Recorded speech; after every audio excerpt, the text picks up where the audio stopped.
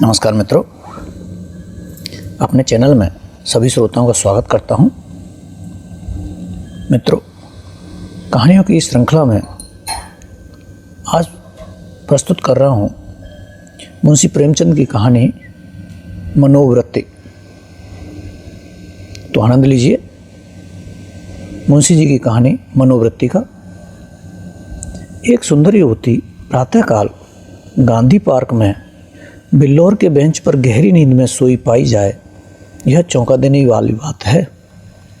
सुंदरियां पार्कों में हवा खाने आती हैं, हंसती हैं, दौड़ती हैं, फूल पौधों से खेलती हैं, किसी का इधर ध्यान नहीं जाता। लेकिन कोई युवती रविश के किनारे वाले बेंच पर बेखबर सोए, यह बिल्कुल गैर मामूली बात है, अपनी ओर बलपूर्वक आकर्षित करने वाली। रविश पर कितने आदमी चहलकदमी कर रहे हैं, बूढ़े भी जवान भी, सभी एक क्षण के लिए वहाँ ठिठक जाते हैं, एक नज़र यह दृश्य देखते हैं और तब चले जाते हैं। युवक वृंद रहस्य भाव से मुस्कुराते हुए, वृद्धजन चिंता भाव से सिर हिलाते हुए और युवतियाँ लज्जा से आंखें नीचे किए हुए। बसंत और हाशिम निकर और बनियान पहले नंगे पांव दौड़ रहे हैं। बड़े दिन की छुट्टियों में ओलंपियन रेस होने वाला है। दोनों उसी की तैयारी कर रहे हैं। दोनों इस स्थल पर पहुंचकर रुक जाते हैं और दबी आंखों से युवती को देखकर आपस में ख्याल दौड़ाने लगते हैं। बसंत ने कहा, इसे और कहीं सोने की जगह ही नहीं मिली। हाशिम ने जवाब दिया, कोई वेश्या है। लेकिन वेश्याएं भी तो इस तरह बेशर्मी नहीं करती। वेश्या अगर बेशर्म न हो तो वेश्या नहीं।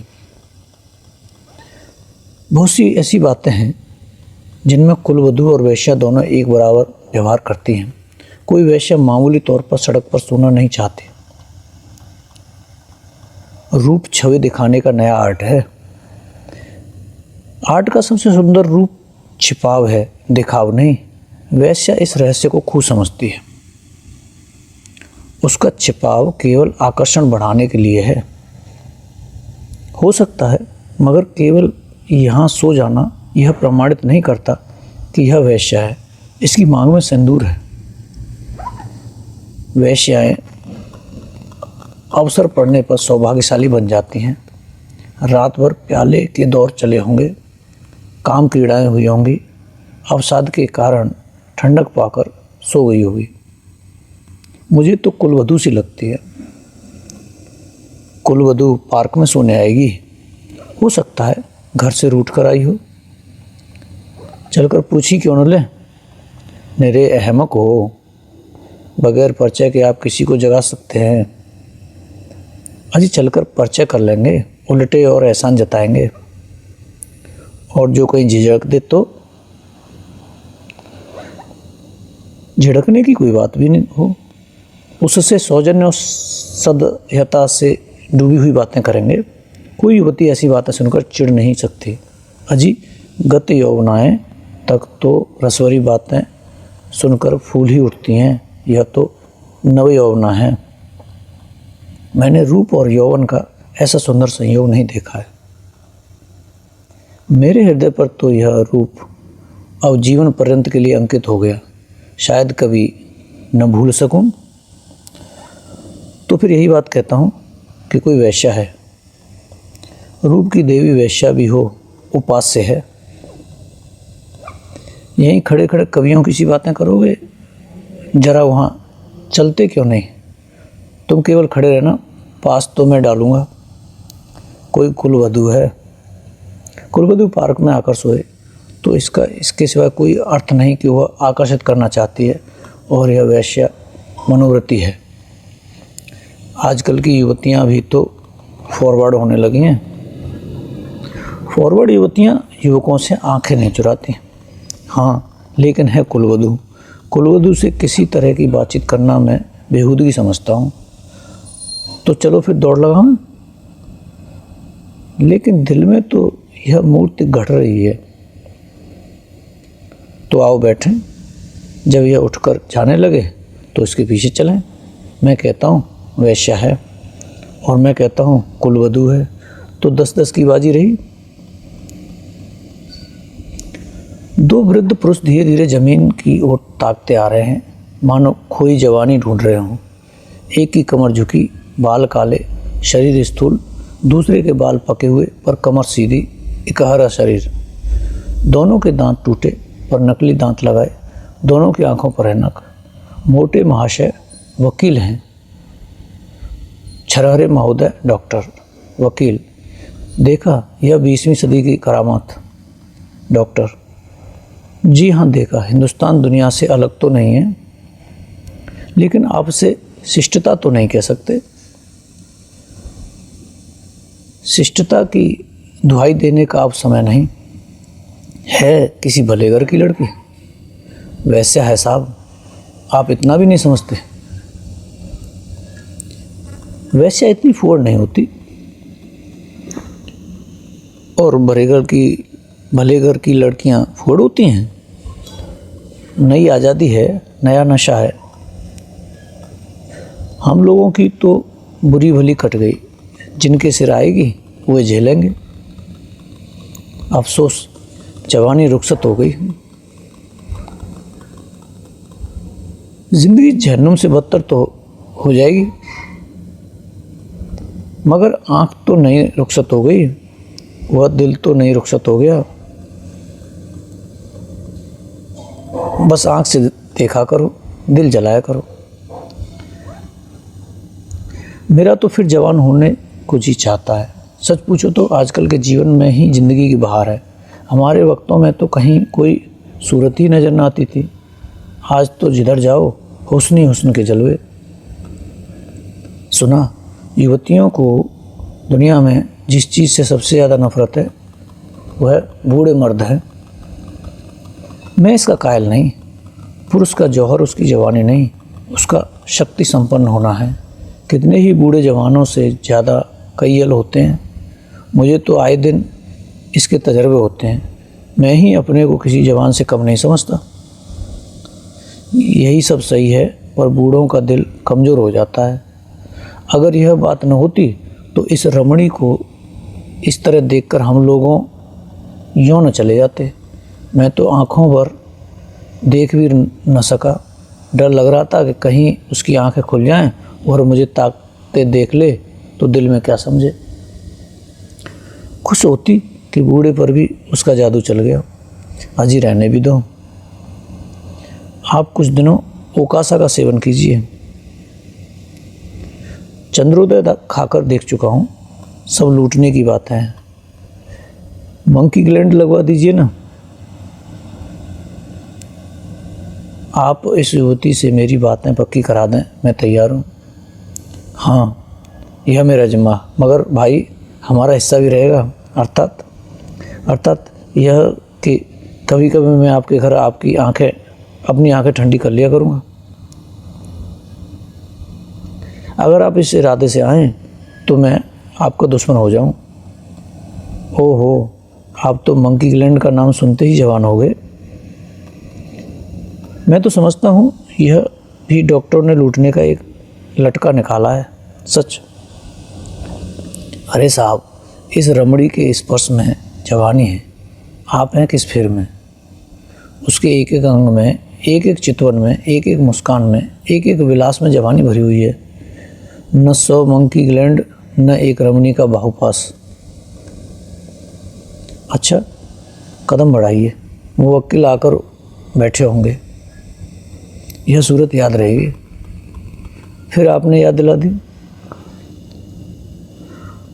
वह इस तरह सोई है इसलिए कि लोग इसके रूप को, उसके अंग विन्यास को, उसके बिखरे हुए केशों को, उसकी खुली हुई गर्दन को देखें और अपनी छाती पीटें। इस तरह चले जाना उसके साथ अन्याय है। वह बुला रही है और आप भागे जा रहे हैं। हम जिस तरह दिल से प्रेम कर सकते हैं, जवान कभी कर सकता है? बिल्कुल ठीक। मुझे तो ऐसी औरतों से साबिका पड़ चुका है जो रसिक बूढ़ों को खोजा करती हैं।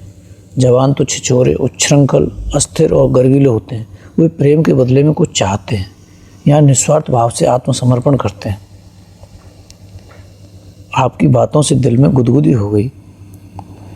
मगर एक बात याद रखिए, कहीं उसका जवान प्रेमी मिल गया तो मिला करे, यहाँ ऐसों से नहीं डरते।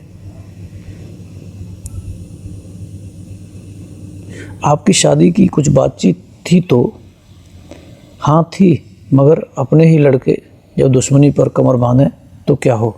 मेरा बड़ा लड़का यशवंत तो मुझे बंदूक दिखाने लगा। यह जमाने की खूबी है। अक्टूबर की धूप तेज हो चली थी। दोनों मित्र निकल गए। दो देवियाँ, एक वृद्धा, दूसरी नवयौवना पार्क के फाटक पर मोटर से उतरी और पार्क में हवा खाने आईं। उनकी निगाह भी उस नींद की माती युवती पर पड़ी। वृद्धा ने कहा, बड़ी बेशर्म है। नवयौवना ने तिरस्कार भाव से उसकी ओर देखकर कहा, ठाठ तो भले घर की देवियों के हैं। बस ठाठ ही देख लो, इसी से मर्द कहते हैं स्त्रियों को आज़ादी न मिलनी चाहिए। मुझे तो कोई वैश्या मालूम होती है। वैश्या ही सही, पर इसे इतनी बेशर्मी करके स्त्री समाज को लज्जित करने का क्या अधिकार है। कैसे मज़े सो रही है, मानो अपने घर में है। बेहयाई है। मैं पर्दा नहीं चाहती, पुरुषों की गुलामी नहीं चाहती, लेकिन औरतों में जो गौरवशीलता और सलज्जता है उसे नहीं छोड़ना चाहती।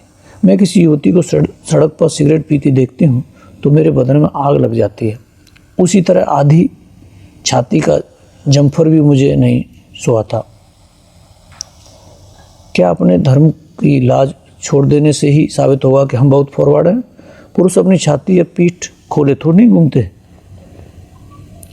इसी बात पर बाई जी, जब मैं आपको आड़े हाथों लेती हूँ तो आप बिगड़ने लगती हैं। पुरुष स्वाधीन है, वह दिल में समझता है कि मैं स्वाधीन हूँ। वह स्वाधीनता का स्वांग नहीं करता। स्त्री अपने दिल में समझती है कि वह स्वाधीन है, इसलिए वह अपनी स्वाधीनता का ढोंग करती है। स्त्री अपने दिल में समझती है कि वह स्वाधीन नहीं है, इसलिए वह अपनी स्वाधीनता का ढोंग करती है। जो बलवान हैं वह अकड़ते नहीं, जो दुर्बल हैं वही अकड़ते हैं। क्या आप उन्हें अपने आंसू पोंछने के लिए इतना अधिकार भी नहीं देना चाहते हैं? मैं तो कहती हूँ, स्त्री अपने को छिपाकर पुरुष को जितना नचा सकती है, अपने को खोलकर नहीं नचा सकती है। स्त्री ही पुरुष के आकर्षण की फिक्र क्यों करे? पुरुष क्यों स्त्री से पर्दा नहीं करता? अब मुँह न खुलवाओ मीनू, इस छोकरी को जगाकर कह दो जाकर घर सोए। इतने आदमी आ जा रहे हैं और निर्लज्ज टांग फैलाई पड़ी है। यहाँ इसे नींद कैसे आ गई? रात कितनी गर्मी थी बाई जी, ठंडक पाकर बेचारी की आंख लग गई है। रात भर यहीं रही है, कुछ कुछ बदती है, कुछ कुछ बदती हूँ। मीनू युवती के पास जाकर उसका हाथ पकड़ के हिलाती है। यहाँ क्यों सो रही हो देवी जी? इतना दिन चढ़ गया, उठकर घर जाओ। युवती आंखें खोल देती है। ओहो, इतना दिन चढ़ाया, क्या मैं सो गई थी? मेरे सिर में चक्कर आ जाया करता है। मैंने समझा शायद हवा से कुछ लाभ हो। यहाँ आई पर ऐसा चक्कर आया कि इस बेंच पर बैठ गई। फिर मुझे कुछ होश न रहा। अब भी मैं खड़ी नहीं हो सकती। मालूम होता है मैं गिर पड़ूंगी।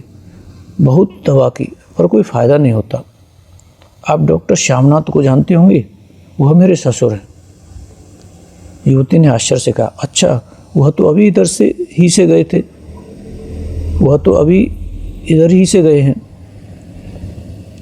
सच, लेकिन मुझे पहचान कह सकते हैं? अभी मेरा गौना नहीं हुआ है। तो क्या आप उनके लड़के वसंतलाल की धर्मपत्नी हैं? युवती ने शर्म से सिर झुकाकर स्वीकार किया। मीनू ने हंसकर कहा, वसंतलाल तो अभी इधर से गए हैं। मेरा उनकी यूनिवर्सिटी का परिचय है। अच्छा, लेकिन मुझे उन्होंने देखा कहाँ है? तो मैं दौड़कर डॉक्टर को खबर दे दूं? जी नहीं, मैं थोड़ी देर में बिल्कुल अच्छी हो जाऊंगी। वसंतलाल भी वह खड़ा है, उसे बुला दूं? जी नहीं, किसी को न बुलाइए। तो चलो अपने मोटर पर तुम्हें तुम्हारे घर पहुंचा दूं? आपकी बड़ी कृपा होगी। किस मोहल्ले में? बेगमगंज, मिस्टर जयराम दास के घर। मैं आज ही मिस्टर वसंतलाल से कहूँगी। मैं क्या जानती थी कि वह इस पार्क में आते हैं, मगर कोई आदमी तो साथ ले लिया होता। मित्रों, यहाँ यह कहानी समाप्त होती है। आपने सुनी मुंशी प्रेमचंद जी की कहानी मनोवृत्ति, जिसमें बखूबी चरित्रों को दिखाया गया है कि कैसे व्यक्ति, स्त्री हो या पुरुष, अपनी मनोवृत्ति के अनुसार ही किसी के बारे में विचार करते हैं और उस पर टिप्पणी करते हैं। ऐसी अनेक कहानियाँ सुनने के लिए हमसे जुड़े रहिए। हमारे चैनल को सब्सक्राइब करना न भूलें। धन्यवाद।